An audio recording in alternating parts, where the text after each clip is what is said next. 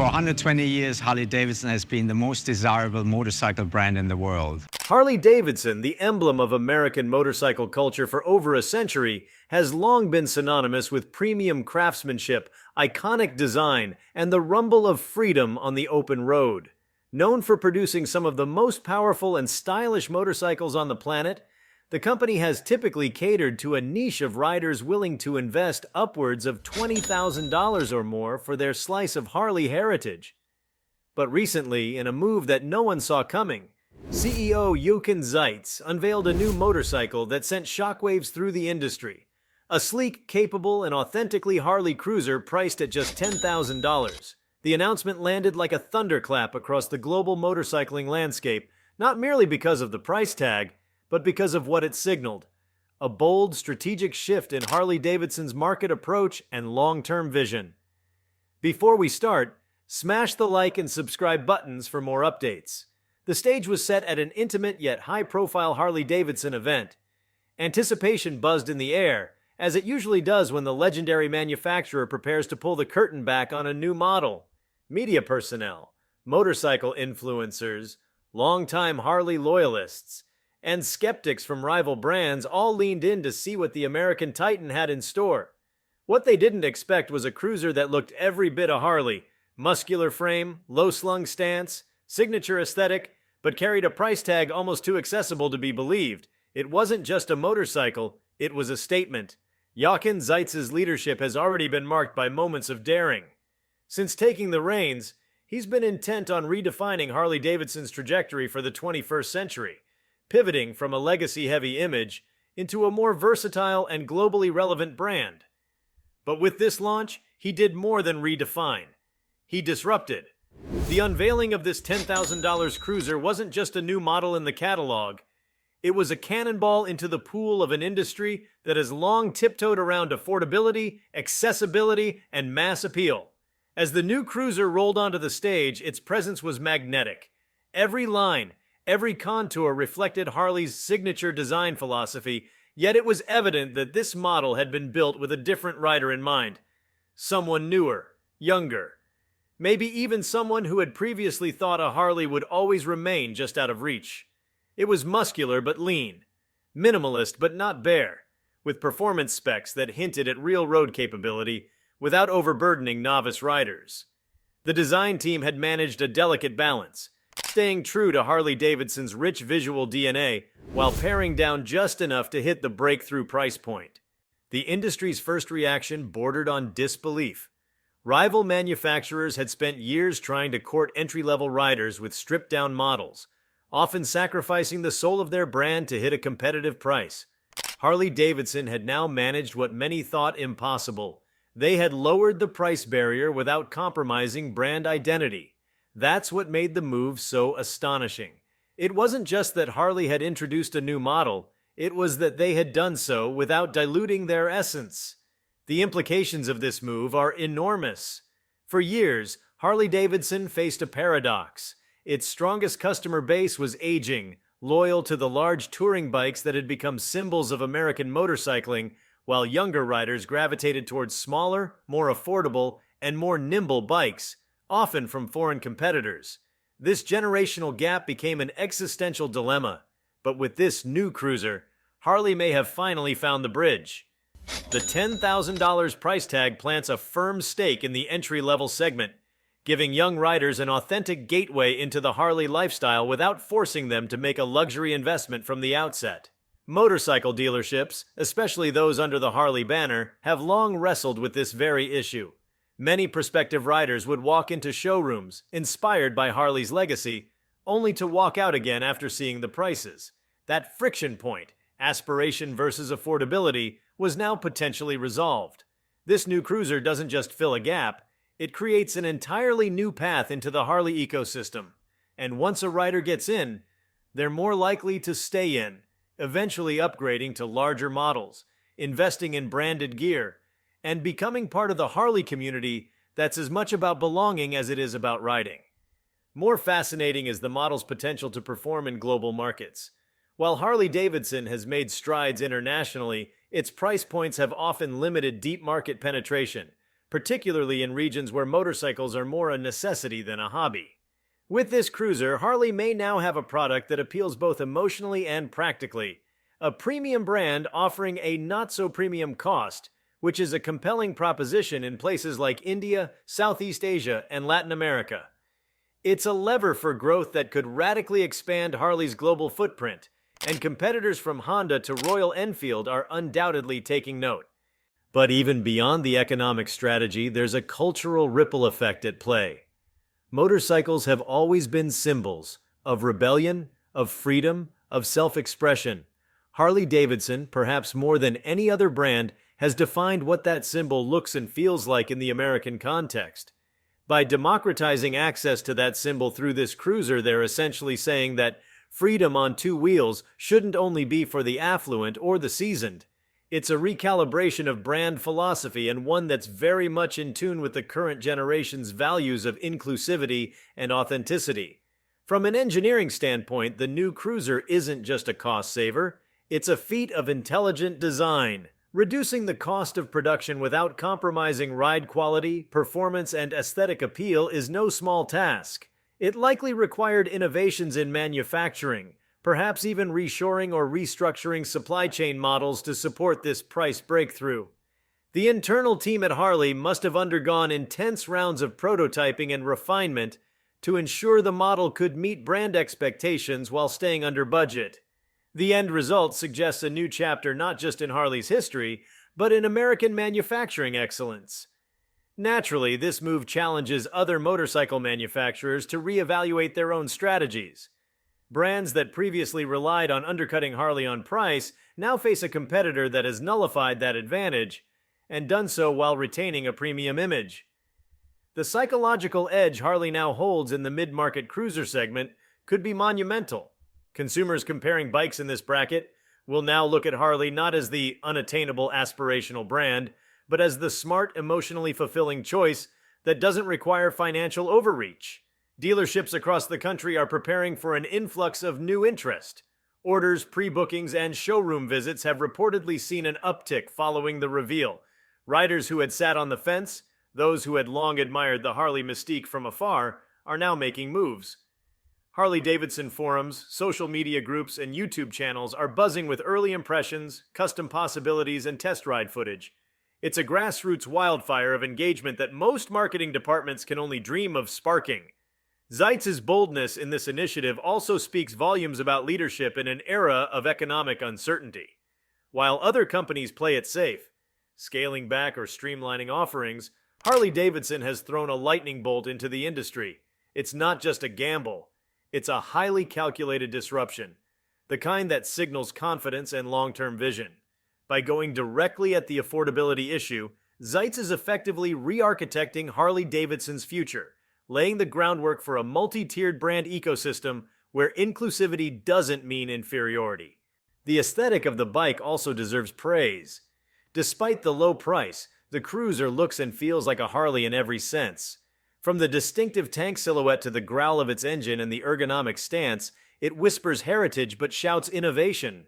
There's nothing apologetic about its appearance. No compromise, no filler. It's a confident machine made to be ridden, shown off, and loved. For custom builders and modifiers, it opens up a new frontier, a relatively low-cost canvas to create high-art personal statements. The new cruiser also carries significant implications for Harley-Davidson's digital and community strategies.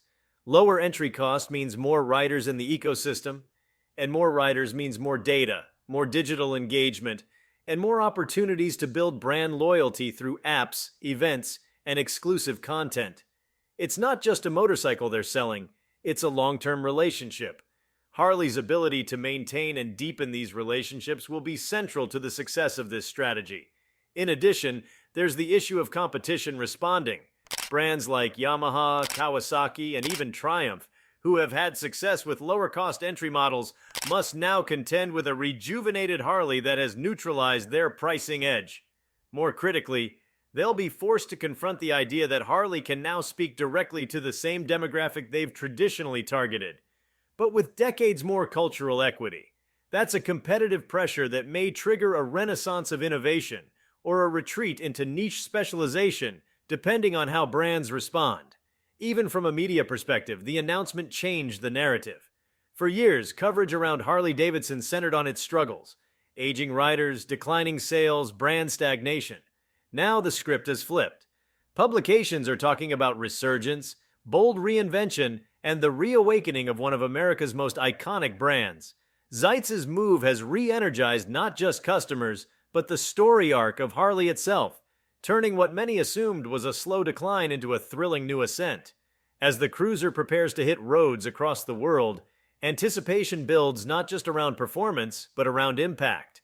Will it live up to the hype? Will the ride quality match the promise? Will the price hold steady as demand surges?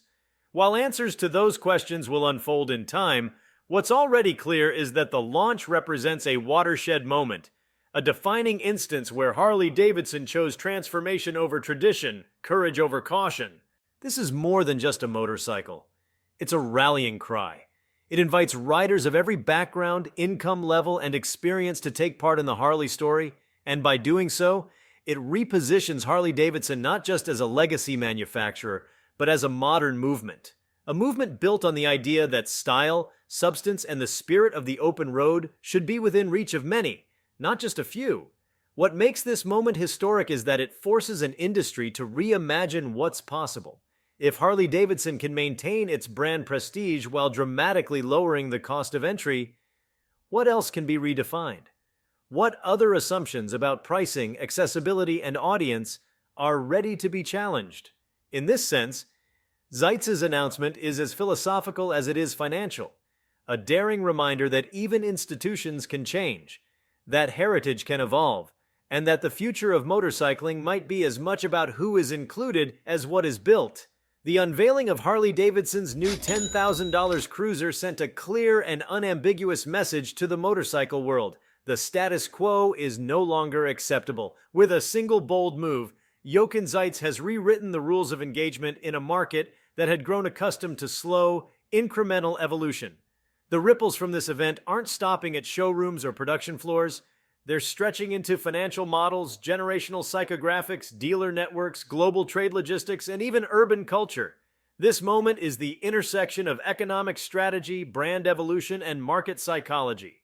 From a financial standpoint, Harley-Davidson's pricing model for this new cruiser disrupts a deeply entrenched business model. The motorcycle industry has long relied on steep markups for premium models, reinforced by brand prestige and customer loyalty.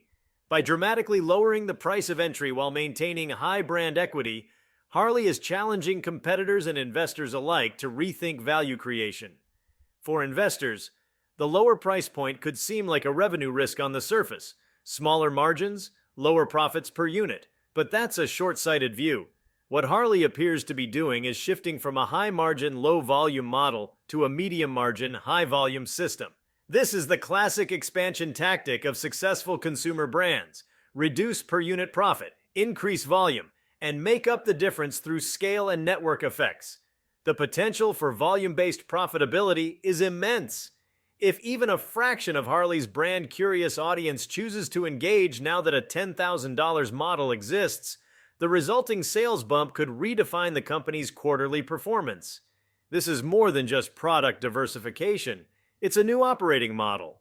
Harley-Davidson isn't just manufacturing a cheaper bike, it's constructing a different kind of growth engine, one fueled by accessibility, multiplied customer touchpoints, and brand immersion from day one. This shift also poses serious implications for dealer networks. Traditionally, Harley-Davidson dealerships have focused on selling large, high-end models with ample room for upselling accessories, services, and customization. Now, with a more affordable model drawing in a different buyer, dealers must adapt. The sales pitch, showroom layout, service packages, and even the staff training will need reorientation.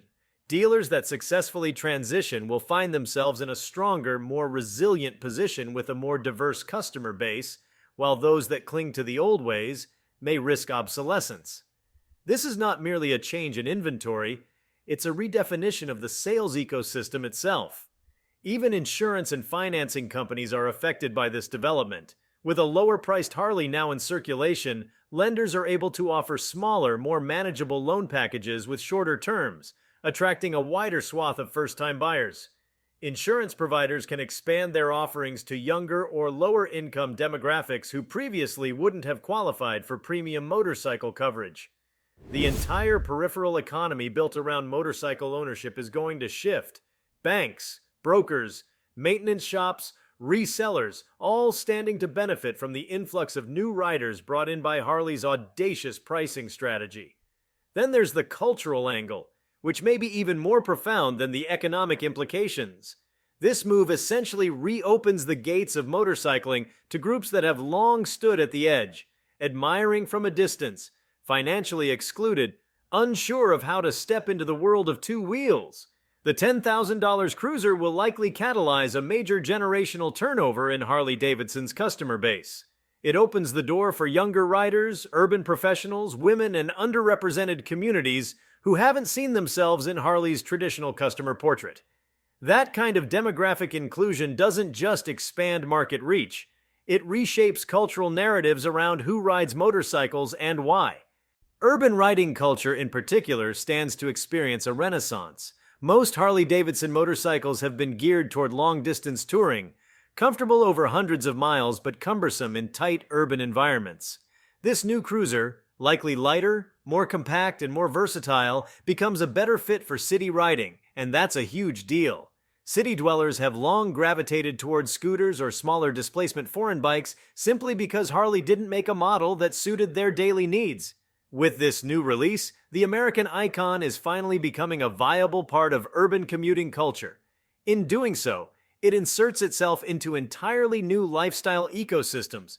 Ride-to-work commuters, cafe cruisers, weekend urban explorers, groups who may never have considered themselves Harley people before now. Motorcycle communities, both online and in the real world, are also in for a transformation. With the influx of new riders drawn in by the affordability and brand legacy of the $10,000 model, the conversation will expand. YouTube channels, Instagram pages, TikTok feeds, forums, and ride clubs will be infused with fresh voices. Expect to see reviews, customization tutorials, long-term ride vlogs, and performance comparisons flood the digital space. These aren't just user-generated content. They're organic marketing assets for Harley-Davidson, all driven by riders who now feel seen and included. The Harley community isn't just growing, it's being reinvented in real time. One of the more subtle yet profound shifts here involves perception, particularly how non-riders see Harley-Davidson. For decades, the brand has been associated with a very specific image: tough, weathered, rebellious, often male-dominated. With this new cruiser, Harley has cracked open that image. It's no longer only for the road-hardened outlaw or the middle-aged enthusiast chasing nostalgia. Now it's for the student finishing grad school who wants a taste of freedom, the barista who dreams of weekend rides in the mountains, the young professional tired of gridlock and ready for a new kind of commute. By changing who can buy the bike, Harley is changing how it's perceived across the culture. There's a long-term psychological play unfolding as well. Once a person owns a Harley, even an entry-level one, they begin to form an emotional attachment. The purchase is rarely transactional, it's transformative. Riders name their bikes, personalize them, plan trips around them, build identities with them.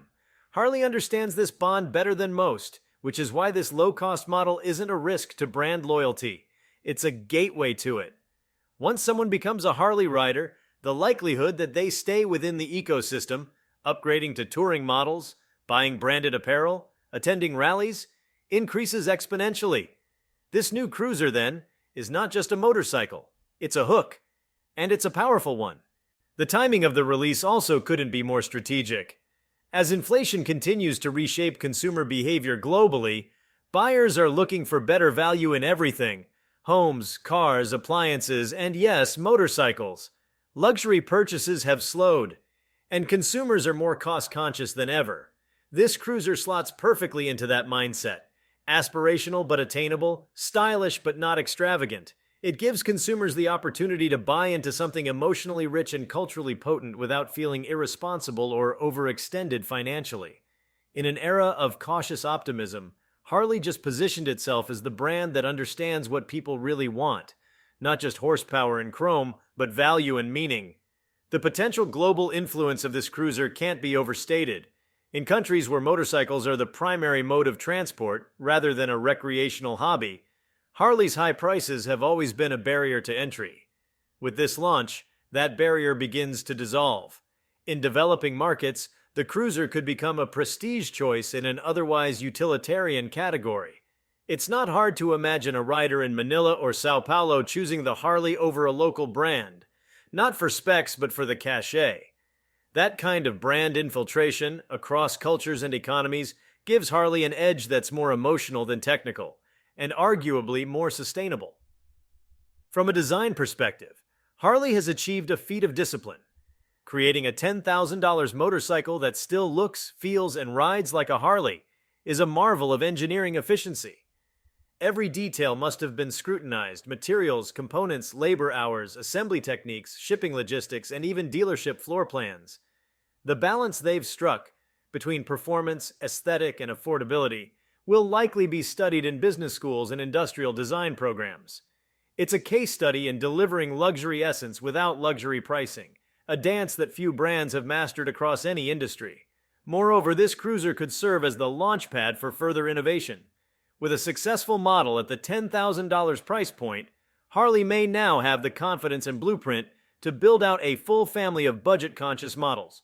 Think sportier versions, stripped-down cafe racers, electric hybrids, all anchored around the same ethos of accessibility and authenticity. The cruiser is not just a model, it's a platform, the starting point for a broader reinvention that could define Harley Davidson's next 50 years. From a competitive strategy lens, this cruiser puts tremendous pressure on rivals. Established players in the affordable motorcycle market must now defend their turf from a heavyweight who's decided to come down the mountain. Harley isn't playing defense anymore, it's storming the gates, and the disruption won't be limited to the mid-tier. Premium brands may now have to justify their pricing with greater clarity, while budget brands will be forced to improve quality or risk becoming obsolete. The cruiser redraws the battlefield lines. Harley has entered the general market without losing its elite edge. Another fascinating dimension is sustainability. While Harley has pushed toward electric models in recent years, most notably with its Livewire sub-brand, the affordable cruiser creates new opportunities to merge traditional design with modern sustainability goals. By streamlining materials and focusing on fuel-efficient engines, Harley could make the new cruiser not just cost-accessible, but environmentally smarter. It may not be fully electric, but it could easily become a bridge product, introducing new riders to motorcycling in a way that's more sustainable than owning a car, and potentially planting seeds for electric adoption in the future. From a marketing perspective, Harley now faces a thrilling challenge: how to tell this new story. It's a rare branding opportunity, one that allows the company to reintroduce itself to the world, not as an aging icon, but as a dynamic, evolving force. The narrative practically writes itself: a legendary American brand making a heroic return to the people, a comeback story infused with modern sensibilities and a progressive vision. Campaigns could showcase diversity, accessibility, and empowerment, rather than just open roads and leather jackets. This is Harley's chance to craft a new mythology, one that includes everyone. As the $10,000 Harley Davidson cruiser prepares to roll into dealerships and onto streets across the globe, the implications for the future of motorcycle design, rider psychology, and even broader transportation trends continue to unfold. The reach of this move extends far beyond the typical motorcycle enthusiast crowd. It taps into an evolving societal relationship with mobility, identity, and autonomy. In doing so, Harley Davidson has not merely released a new bike. It has tapped into a cultural undercurrent that is demanding alternatives to stale traditions and overpriced barriers of entry. What sets this moment apart is how it has blended mechanical innovation with a larger societal shift toward freedom of choice and authentic expression. One of the most intriguing effects of this move is how it positions Harley Davidson within the growing ecosystem of lifestyle-first transportation. As urban centers become more congested and traditional commuting tools lose their appeal, younger consumers are gravitating toward more flexible, expressive modes of transport. This cruiser enters the narrative as more than just a machine. It becomes a viable alternative to cars for a generation that values mobility as an extension of personality. In this sense, the Cruiser doesn't compete solely with other bikes. It also competes with used cars, public transit, ride-share platforms, and bicycles, all through the lens of experiential quality and personal freedom. The lightweight, affordable Cruiser is ideally suited to address that demand. It offers an emotional connection to the road, the wind, and the sensory clarity of open-air travel. For many riders, especially in dense urban or semi-rural environments, a smaller, more maneuverable motorcycle offers better utility than a four-wheeled vehicle, and for a fraction of the cost. In this context, Harley Davidson's move becomes a counterpoint to the auto industry's trend toward increasingly expensive electric vehicles and SUVs. Where others are scaling up in price and complexity, Harley has scaled down to reconnect with the visceral simplicity of motion. At the core of this launch is a reawakening of mechanical appreciation. In a world increasingly driven by digital abstraction, where much of the technology we interact with is invisible or coded, the $10,000 Cruiser represents something tactile, immediate, and analog. You can hear it roar, feel it vibrate, smell the fuel. It reminds people that mastery of a machine is still a deeply human thrill. For younger generations, many of whom grew up around touchscreens rather than toolboxes, this bike could serve as an introduction to wrenching, customizing, and bonding with a machine on a physical level. In this way, Harley is not just selling transportation. It's selling re-engagement with the material world. There's also a ripple effect likely to occur in the education and training sectors. As new, younger riders flood into the motorcycling world, demand for safety courses, licensing programs, and rider education is expected to rise significantly. Institutions that provide motorcycle training will likely see increased enrollments. Manufacturers of riding gear and safety equipment, helmets, jackets, boots, will enjoy a corresponding uptick in demand. This contributes to the growth of an entire ecosystem built around the new influx of riders Harley has invited through the door. Interestingly, the impact of this move could be felt even in the creative and artistic communities. Harley Davidson has always been a brand that blurs the line between utility and art. Its machines are as admired for their visual design as for their engineering. The Cruiser's accessibility means more photographers, videographers, illustrators, filmmakers, and writers will be able to engage with the brand's iconography firsthand. Whether through content creation, social storytelling, or visual documentation, this wider access to Harley motorcycles will result in a surge of fresh creative output that redefines what the brand looks like in the cultural imagination. At the level of policy and infrastructure, the Cruiser's introduction may influence how cities and regions plan for future transportation needs. As more affordable motorcycles hit the road, pressure may increase on municipalities to expand motorcycle parking, update lane policies, and reevaluate the role of two-wheelers in sustainable transportation planning. Forward-thinking cities could begin integrating motorcycles more intentionally into their urban mobility frameworks, especially as fuel efficiency and emissions become more prominent concerns. The Cruiser, being smaller and likely more efficient than larger Harley models, aligns well with these goals, giving the brand a seat at the table in the sustainability discourse. This launch also highlights Harley Davidson's ability to adapt branding strategy in ways that feel genuine rather than opportunistic. The motorcycle is clearly not a gimmick or a temporary PR stunt. Its aesthetic discipline, performance expectations, and mechanical integrity make it a legitimate product offering rather than a watered-down cash grab.